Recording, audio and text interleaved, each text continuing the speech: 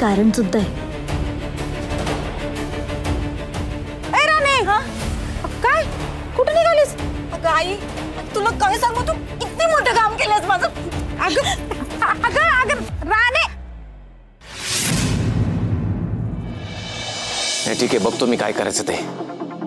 माझं आलंय सगळ्यांना, सोडणार नाहीये मी कोणालाच. दादा काय झालं? कुणाचा फोन होता? गजाचा. त्या इंदिरा राणीने सगळ्यांना फूस लावली. वस्तीतलं कोणी आपल्या घरी काम करायला तयार नाहीये. झालं म्हणजे सगळं मीच करायचं का? नाही या, मला आता काही जमणार नाही. आतापर्यंत जेवढं झालं तेवढं पुरे. मला आता या पुढे जमणार नाही. अहो वहिनी, आपल्या माणसांसाठीच करायचं हे. एवढा का त्रास होतोय तुम्हाला? नाही होत ना त्रास? मग तुम्ही करा. मला जमणार नाही आणि मला आवडतही नाही. आवडत नाही म्हणजे? आवडत नाही म्हणजे आवडत नाही. कुठूनही नोकर आणा, मला काही माहिती नाही. कुठून येणं म्हणजे काय? ते काय बटाटे या स्टॉलवर नाही मिळाले तर पुढच्या स्टॉलवर आणा.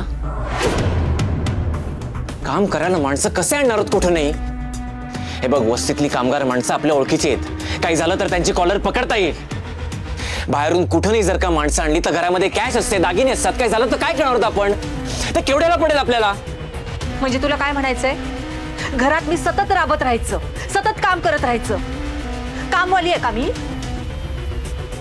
हे बघ, तू उगाच वैतागू नकोस. मला तसं म्हणायचं नव्हतं. असंच दिसतंय मला. हो, पण मला काय म्हणायचं? माझे प्रॉब्लेम तुझ्या लक्षात येत नाहीयेत का? अरे हो हो हो हो, भांडू नका. मी करेन सगळं. हे बघा, मी सगळं सांभाळेन. आणि तसंही 4 माणसांचं काम मला काही जड नाही. मला घरातल्या कामाची सवय आहे.